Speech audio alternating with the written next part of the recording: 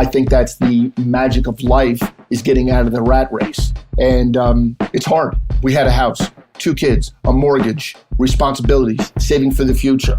But those things could just draw you down and suck you into a trap that you know, how far down the rabbit hole do you go before you grab the sides and say, I'm not going any further.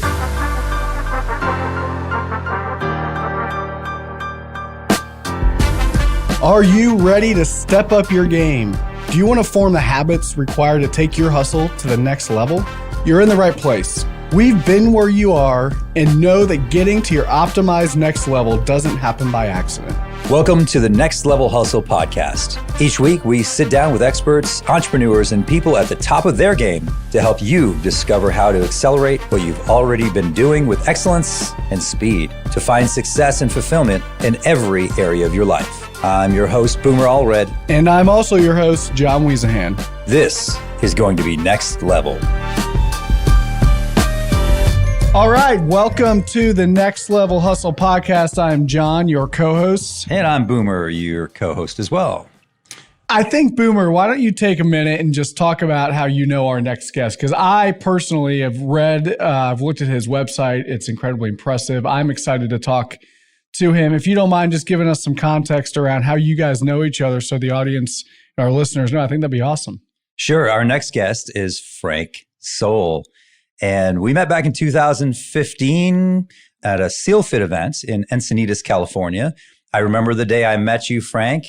We became fast friends. He has an amazing energy and really easy to be attracted to him, to make him a leader because people want to follow him.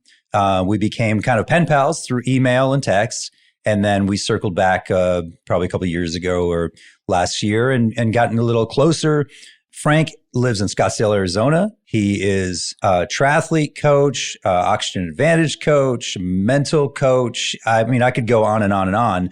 Really is just a sweet soul. This guy is an incredible person. When I thought about a podcast, I'm like, Frank needs to be on this podcast. And I'm excited for you to talk to Frank because I know some of your background. And I think you guys might become fast friends as well. Well, Frank sounds like a stud. He is. Welcome, Frank. Thanks for being on here. Gentlemen, it's good morning to you both, and it's good to be here with both of you. Thank you. Thank you. So give us, because I know a little bit about what I've read about you, Frank. You know, we always talk about hustle here, and we talk about what next level hustle is. But for just to bring it back down to baseline for a minute, what does just hustle mean? Like, what does that mean when you wake up, you're like, I'm going to go hustle today? Like, what does that look like in your world? And give us a little bit about how you've taken just hustle at the base level into what you do and, have our listeners experience what you've done in your career. Appreciate that. You know, it's been a interesting journey regarding the word hustle. If I go back to my earlier years, I was in corporate America, hustling, trying to live that quote American dream and really, really go up the ladder. I was a director of engineering at a medical center, a 500 square foot medical center back in New Jersey. I'm a Jersey Shore boy, living in the desert away from the shore. It's not good. Let's put it like that. I like being near the water, but this is home. But the fact is that I truly believe that you can hustle at anything, but are you hustling at the right thing? I found for many years I was hustling, but I was not hustling in the right arena. And it started to become frustrating. I started to become, just searching. And I remember when I had spent time with Boomer, I told him I used the word reinvented myself. And something that hopefully he's proud of me because I remember he said, no, you don't reinvent yourself. You simply pivoted. And I did, and I pivoted. I explained my situation to my wife. I told her this job was going to kill me, getting sick, ulcers, all that. So she gave me permission to quit the job. She didn't think that one day I was going to call her from a payphone back then. She hears traffic in the background. She goes, why aren't you at work? And I let her know that I resigned my position. Now, naturally, I did it the right way and was gone maybe 2, 3, 4 weeks later. But then I started to live my passion. I wanted to be a teacher. I wanted to be a coach. So I went after those things blindly in many respects. But I do believe that God, the universe, this higher power aligns our bodies and our lives and our minds to find these certain things. I was at the beach one day during that summer, and I ran into a woman who said they were looking for a history teacher at Red Bank Catholic High School. I had a degree in history, went interviewed, got the job, things fell in their place. I wanted to be a swim coach. Ironically enough, the same gal who I met was retiring that year. I took on the head role as a swim coach at Red Bank Catholic, coaching a premier Catholic program. So I do believe when we hustle in the right arena, the serendipitous effects start to align in our favor. And all of a sudden we go, wow, that was a hell of a coincidence, or I didn't expect that to happen. We should expect those things to happen. We should never doubt that those things are going to happen if we're creating this alignment. So hopefully I answered that question. No, that was so good. Can we unpack that for a minute? Because I just want to back up for a second. So your initial form of hustle is what I would consider the rat race. Yeah. Right? Yeah. And then when you pivot from the rat race into what your mind, body, whatever it is calling you to do, and you create the space inside of your head, I personally in my life call them God winks. You know, when God winks come along and you're able to have the space to hear them and see them, you know, I don't believe really in coincidences at all. I think that's a fancy term for how the universe or God is telling you to live. And I think it's really powerful because when you create that space to walk in a direction that you don't even know exists yet, or somebody else may, right? It allows you to become a better version of yourself. Agreed. I couldn't disagree with anything you said. It was an interesting thing. Took a day off. I'm laying in bed. I mean, as low could be, and just feeling out of sorts. And it was about 2:30 in the afternoon, and this thought came into my mind. This intuition, that sixth sense said, "I need to do something. I need to do something." I literally jumped out of bed, and I just started doing something. Right? Sometimes we're so overly concerned about planning. Sometimes what's that old saying? Shoot and then aim. You know, I mean, you got to do something, right? You got to do something. So I literally started getting the ball rolling. So I agree with you. There's no such thing as a coincidence. There was no such thing as a coincidence that I came out of this building, stood there. I'm 61 years old. I'm at a SEAL fit. I'm looking around. I could be the father and potentially grandfather of a handful of people on that. What's the area we worked at, Boomer? What's that called? The Grinder. The Grinder. And I'm preparing myself ready for this. And next thing you know, Boomer and I started talking, and there was this level of comfort that at least I knew I had someone I can lean on if it went south on me. And again, we've leaned on each other on and off. Very much like I listened to your opening podcast, and you guys you had this long-term relationship, and we Boomer over the years and I have been drawn back to each other by universal design. So when I did create that space, when I was a high school teacher, my first day of class, I taught freshmen history 1. I would always take a glass, and I would take the glass and put it on the desk. And I say to the class, and I said, this glass is occupying this space. In the world of our material reality, nothing could occupy that space until I move the glass. Move the glass, I could fill that space. Take the water out, I could put something else in. 19 out of the 21 kids would look at me like I was out of my mind. 2 of them would look at me going, oh my God, Mr. Soul, that's deep. Those were the kind of students I wanted to connect with. Can't connect with everybody. We try our darndest. So as soon as I created that necessary space, the universe, God, I'd like to say, started to fill that void with and had me pivoting in the direction I needed to go. Since then, I don't believe I've worked a day in my life. I haven't gone to work in 20 some years. I just haven't. I go about doing what I do. I go about serving. I go about helping, but I haven't gone to work. I haven't said to my wife, hey, I'm going to work now. I'm going to coach. I'm going to go sit down with an athlete. I'm going to support somebody in a mind, mental master coaching session, but I don't go to work. And as you said, John, I think that's the magic of life, is getting out of the rat race. And it's hard. We had a house, 2 kids, a mortgage, responsibilities, saving for the future. But those things could just draw you down and suck you into a trap that you know, how far down the rabbit hole do you go before you grab the sides and say, I'm not going any further? Do you feel to some extent that society teaches us that that's the way it should be? Absolutely. Yeah. I think it starts in many cases, no disrespect, in our homes with our parents, in our churches, in our school systems, specifically in our school systems. Okay, we have an antiquated... And you've been in school. You've been a teacher. You know this. You see it firsthand. Yeah. I actually was the department head for a class that we taught, was the 7 Habits of Highly Successful Teens, right? We all know about the 7 Habits of Highly Successful People. But we taught that, and I recall a story was I had a young lady who, her father was a lawyer, graduated Villanova.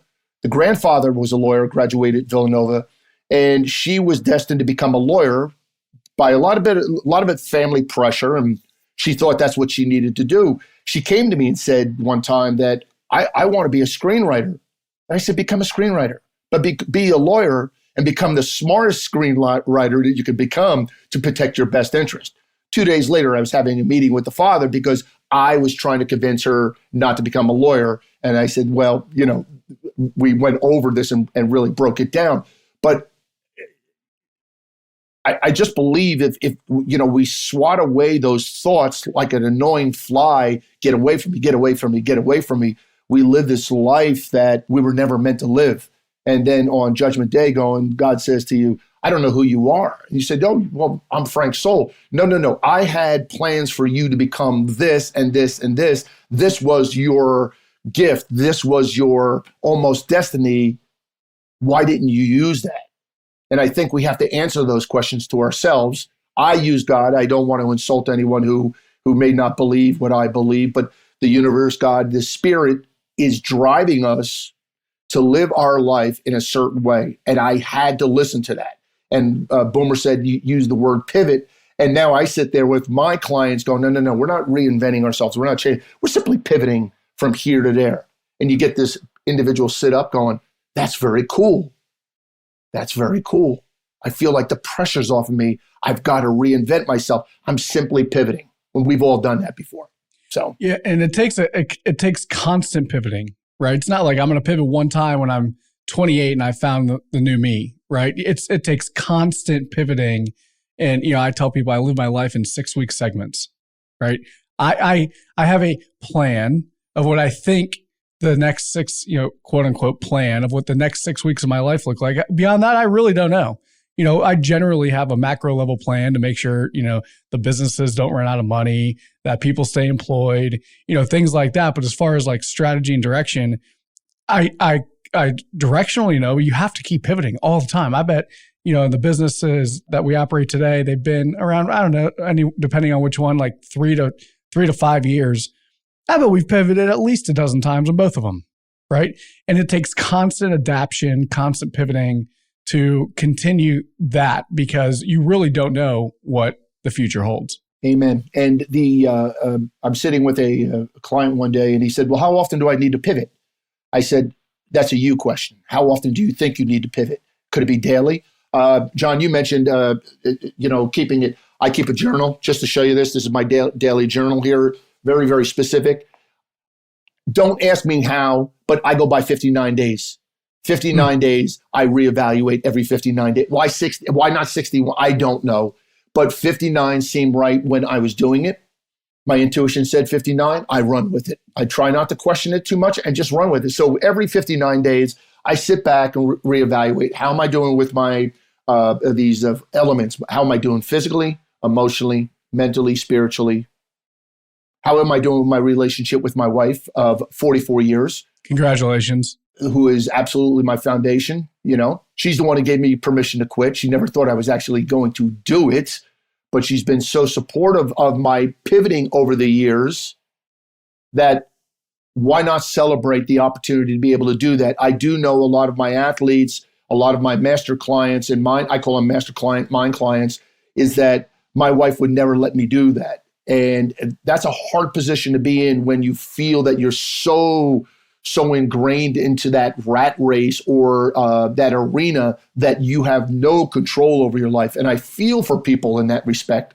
So pivoting is something that we need to do almost daily. You wake up, how am I going to approach this day? If you have it planned out and you know that you need to be at the gym, you need to be at a business meeting, you need to be here, you got to eat this for breakfast and this for lunch, it becomes easier versus going, oh my God, I didn't bring a healthy snack. I've got to find a Whole Foods or Safeway market to buy something so I'm not eating, Chick-fil-A. No disrespect to you guys in the South. I love Chick-fil-A. Hey, I want to tell you a quick story about leaving the rat race for a minute, because you just, it's a pretty cool, pretty neat story, and it's about my wife. So me leaving the rat race happened back in 2012, okay? Leaving the rat race was forced on me. I was fired from a job that I was excelling at. The owner of the business that I was working for at the time decided, his wife decided that she didn't want to pay me commissions that I was owed because it was too much money. I was too successful for them and their business. So they fired me, and it was a very humbling experience. My wife was pregnant with 8 months pregnant with our daughter, and went in the bedroom. It was like 10 o'clock in the morning. She was laying there, just chilling in bed, 8 months pregnant. And I said, hey, I just got fired. I, put my head in my hands. I cried, and she looked at me. She was like, we're going to figure it out. She's like, you can do this. You don't need them. She's like, you can do this on your own. And, people ask me sometimes, who's the hardest person on you in your life? And my wife's the hardest person on me. Like, she keeps me honest. She tells me when I screw up. She doesn't look at me on this pedestal. I am absolutely her equal and she's mine. And having that foundation and pivoting as much as we have, and at this point in our marriage together, we've been together 15 years, we've started, I think, not solo, but in total, probably 6 businesses over the course of the last 10 years. And she's absolutely the rock in all the major decisions and a lot of things. And most people don't really know that. So I'm being a little vulnerable here, but she is absolutely part of all of those decisions and what we do. And the businesses would not be here if we didn't have that solid rock. And we've talked in previous podcasts about fear.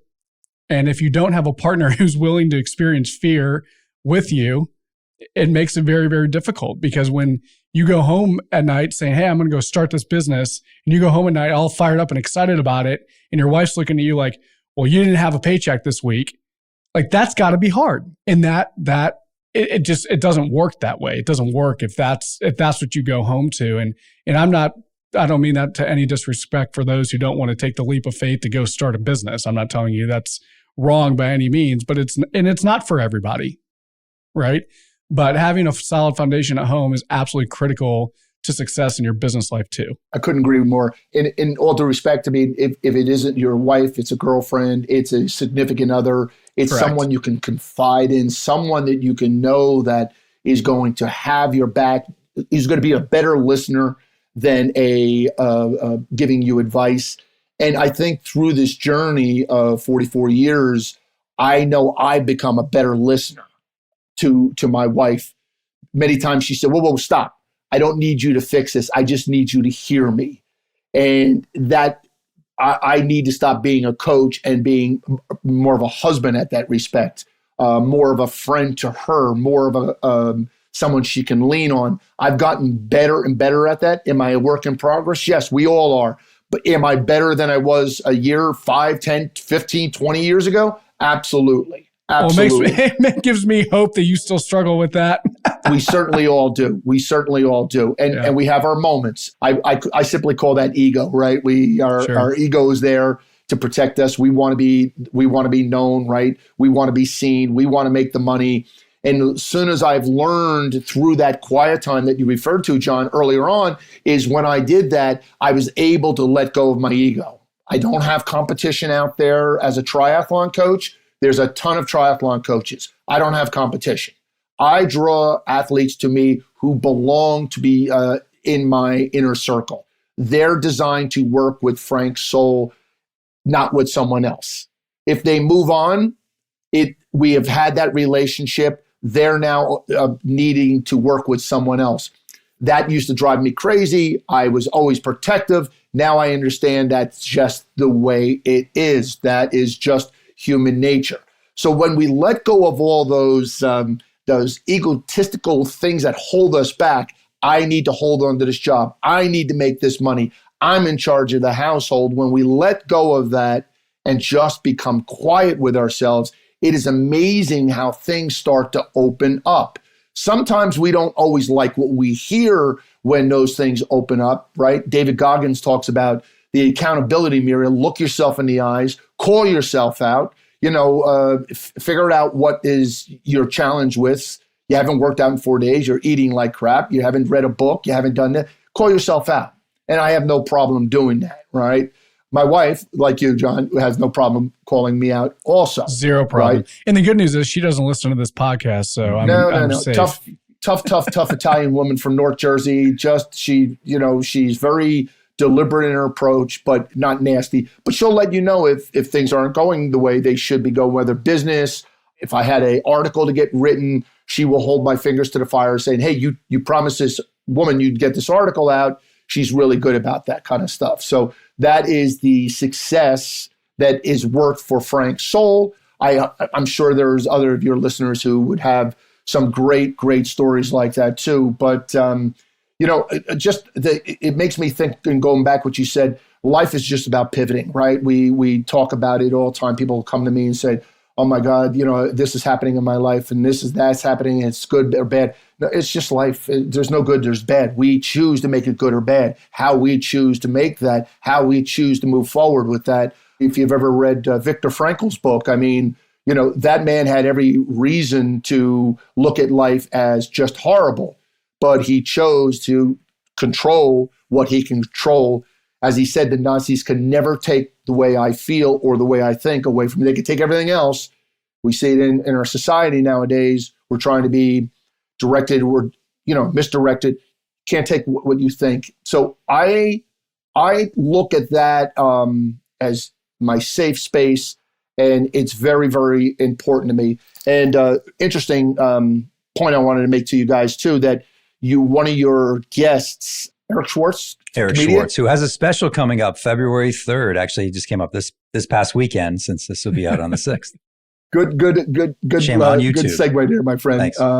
He mentioned the book, The Artist's Way. Yes. Now, I will tell you both, if you haven't read this book, I've always convinced myself I was not a creative person. This particular book is probably one of the best books I've read in the last year. I have it on my desk right here. It's highlighted, it's paged, it's dog-eared. And I don't know if Eric mentioned, the assignment Julia talks about is morning pages, right? He talked about 3 full pages every day. And the assignment was actually for 40 days.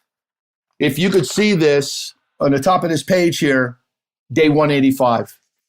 Day 41 came, day 42 came, day 43 came. I've been sick. I've been tired. I have not missed a day of writing my 3 pages.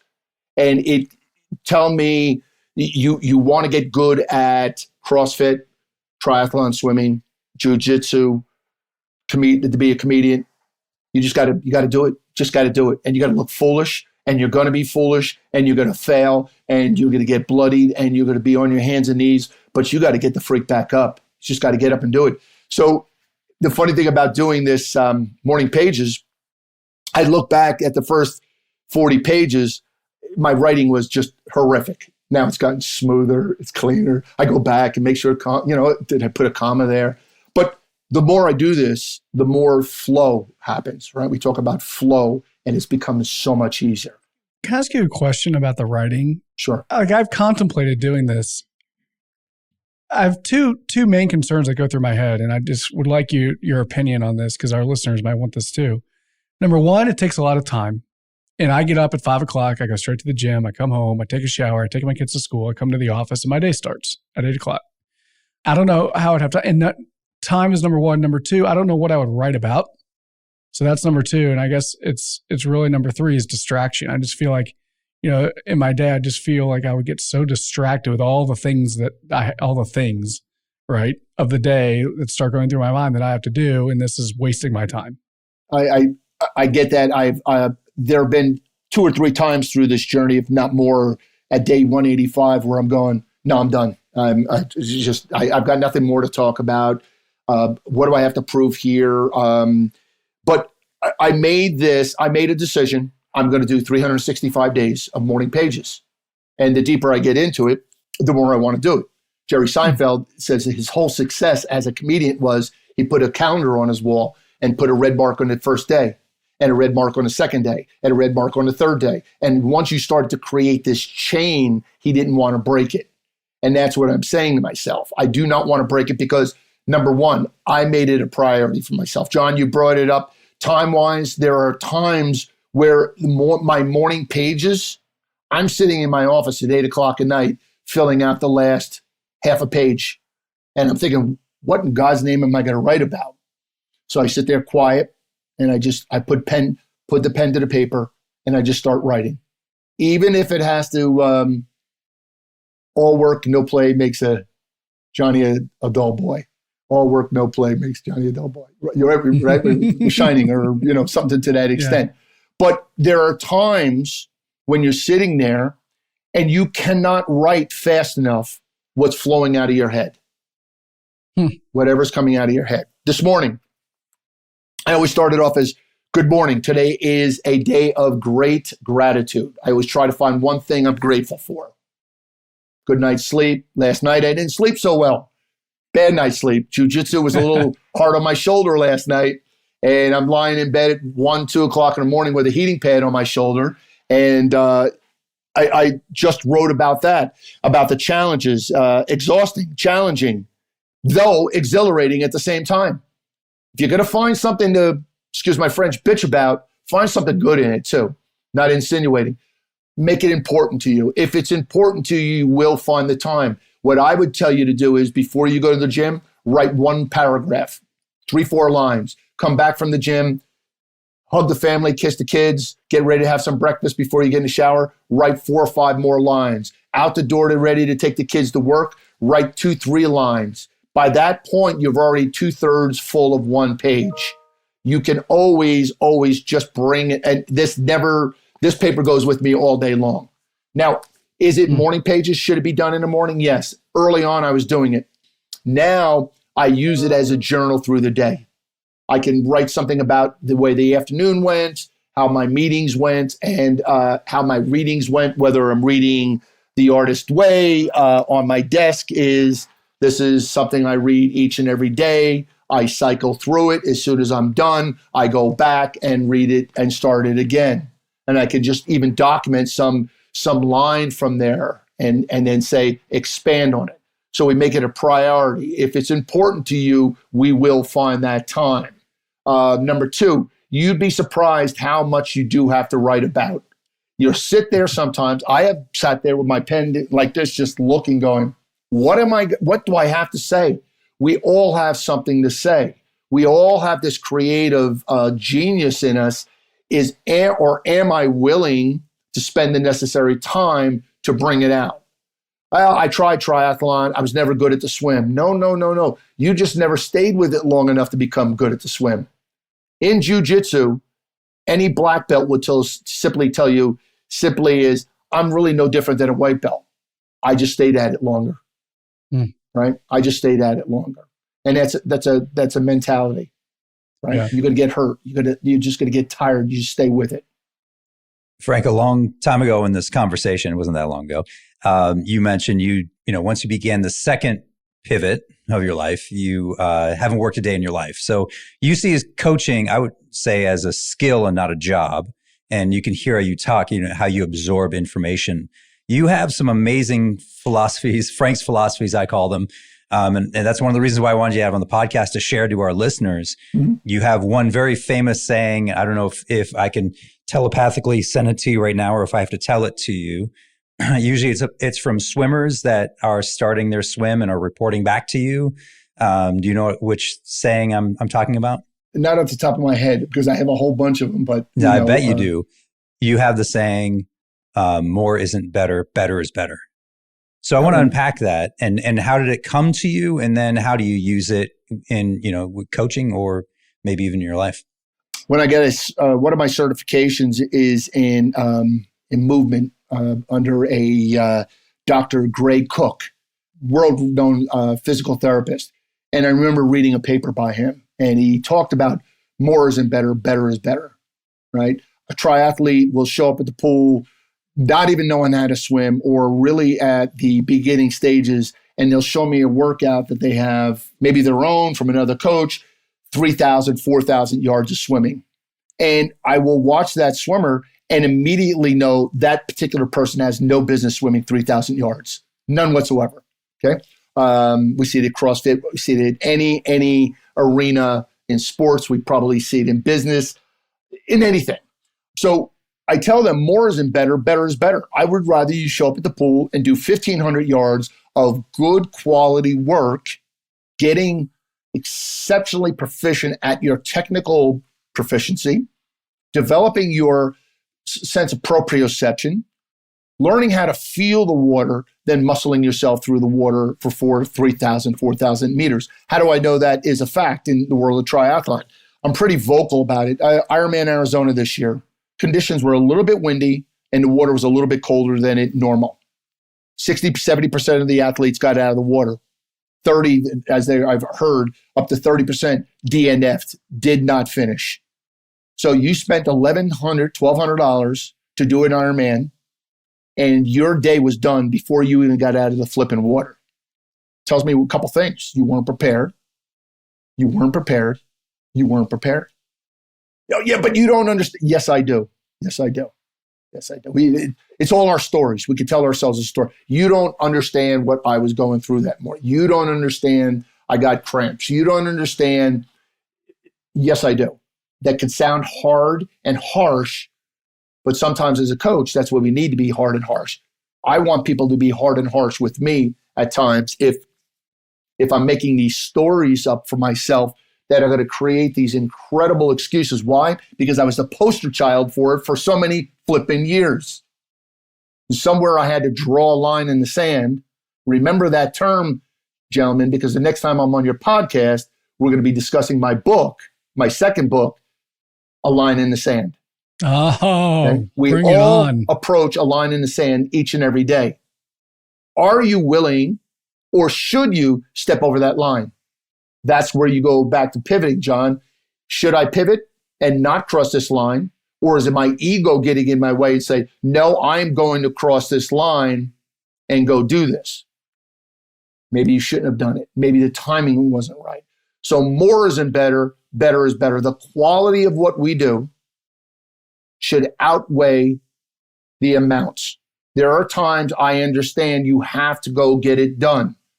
You're at a CrossFit and coach says, we're going to go through this WOD.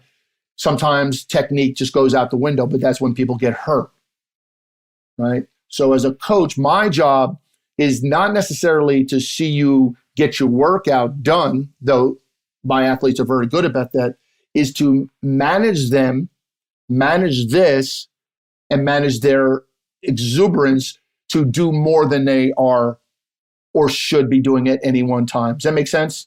No, it does. And talk about preparation for a triathlon. The first triathlon I did, the only one I've done. I'm going to do another one later this year, so I might give you a shout to help me. The swim is in the ocean, and it's a little gnarly. Sure. And that summer before, it's usually in September, the summer before, I'm like, and it's at the beach, right? Obviously, it's at the ocean. And I swam in the ocean. It's a nice flat day. I'm like, I'm going to go practice. I'm going to go swim, half a mile with the current, because it's always with the current, which is great. And I practice. I'm like, okay, I can do this. I can do this. The next day, I'm like, I'm going to practice again. Swells are like 3-4 feet. I'm like, Like, I don't know what race day is going to be like, so I'm going to try this, right? And it was scary. There's jellyfish. It was just nasty. Race day comes, 5 to 6 foot swells in the Atlantic Ocean. And I'm like, oh my God, like ignorance was bliss. Like, I don't know what this is going to be like, but I'm going to do it. And thank goodness it actually got delayed. I was able to wear a wetsuit because the water got really cold because I had to push it back because of a hurricane that came through. But anyway, I did it. And I'm going to do it again this year, and I want to do it in under 3 hours. It's an Olympic try. Oh, good for you. Yeah. All distances. I mean, I coach athletes I have an athlete leaving today for Florida. Ultraman, Florida is next weekend. And I've got athletes who've done, one of my athletes swam the Manhattan Island over the summer, 29 miles. And on July 19th, we'll be up at Lake Tahoe for him to swim 21 miles. These are the athletes I like to work with. I love to tell you a really quick, funny story. Boomer, 6 Degrees of Separation, introduced me to Jesse Itzler. And I think we all know who Jesse is. And Boomer said, hey, look, I gave your name to Jesse Itzler. Within 15 minutes later, the guy calls me. Now, this guy, in the business world, multimillionaire, famous all over the world. I get a phone call from him. Just an average Joe, wants to learn how to swim. Okay. He did Ultraman Arizona last year, 6.2 mile swim on Friday, bike 195 on Saturday, 35-mile run on Sunday. I coached him through that process. And this is how coachable this guy was. He goes home, he sends me videos, I review videos, give him notes. He calls me, we talk it through, sends me more videos, talk it through. He schedules time. He comes out to Arizona. I spend 2 hours in the water with him, coaching him one-on-one. He comes out to do Ultraman. I'm there. I'm coaching him through the process. How bad you want something? How bad do you want something? So we should all look to people like that, not because of necessarily who they are, but because of who they are. Make sense? Right? Jesse Itzler, people like that. Eric Burns, who I coached, who is a major league ball player, will never want for anything, right? But they have a mindset that is beyond the norm. I can get this done. And those are the kind of athletes. I will work with anybody. I will try my best to bring somebody along to work with them, but ultimately they need to be doing what they need to do to get it done. I have to remember those points for myself.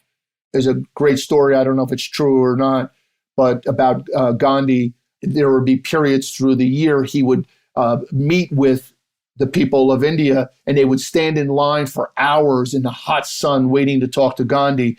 And a mother brought her 12-year-old son and finally approached Gandhi and said, Gandhi, could you help me? My son, all I want him to do is clean his room. I work all day long, and he's such a pig, he will not clean his room. And Gandhi simply said, no, I can't do that, but come back to me again. Well, her opportunity came again. She takes her son back to Gandhi, stands in the hot sun, approaches Gandhi after waiting in line for hours, and says to Gandhi, again, I come to you, ask you, can you please help me with my son? He will not listen to me. He will not clean his room. At that point, Gandhi looked at the young man and said, young man, I want you to listen to your mother. Be observant to your mother. Your mother loves you. Your mother takes care of you. Your mother works hard. Can you just please clean your room for your mother? And the young man looked at Gandhi and said, I will do that. And the boy turned to walk away with a big smile on his face. And the mother leans over to Gandhi and says, why didn't you just tell him that the first time? And Gandhi said, I had to go home and make sure my own room was clean before I told him to clean his. Right? We have to make sure that we're living before we tell. Right? You can teach me, but you better be displaying it. That's beautiful. Okay? And that's the lesson that I try to teach all my athletes. I teach it myself. If not, I'm just going to shut my trap. I can't give advice if I'm not experiencing it myself. I could keep going here because we do have to wrap it up here. But I've been beating the drum of something that needs to be done at work, right? Over the last really 12 months. And eventually I got so frustrated earlier this week. I'm like, you know what? I'm just going to do it myself. And I'm sitting in the car with this young gentleman and I'm like, you know what? I'm never going to ask you to do something that I'm not willing to do myself. and we did it together because I was asking an employee to do something, and not that it wasn't any fault of anybody's, it just wasn't happening the way that I saw that it maybe could happen. So I was like, you know what, let's get in the car. We don't have a plan. He's like, we don't have a plan. I'm like, we're going to wing it. We're going to figure it out. We're going to learn together, and that's what we did. So I think it's a really important thing to know, and always keep in your mind of, people can talk a lot, but it's what you do and what people see that's more powerful than anything. A lot of power in it. Before we leave, Frank, where can people find you? Thank you. I'm at, my website is soulswimsolutions.com. I am on Instagram at TrySoul. And if anybody has any questions, please reach out. It just, I just love people. I just think we're here to serve. We're here to communicate. We're here to just help each other, be non-judgmental, just go out there and start to and just embrace life for what it is. It's there. It is magnificent. It is there to serve us if we let it. Beautiful. Frank, thank you. You served us today and you served the listeners. Until next time. Thank you. Thanks for listening to the Next Level Hustle podcast, where we help you accelerate what you already know to the next level. If you'd like to support the podcast, consider sharing it on social media, subscribing wherever you listen, or leaving us a rating and review on Apple Podcasts or wherever you listen to podcasts. We'll see you next week for another Next Level Hustle conversation. I'm John, and I'm out. And I'm Boomer. I'm also out.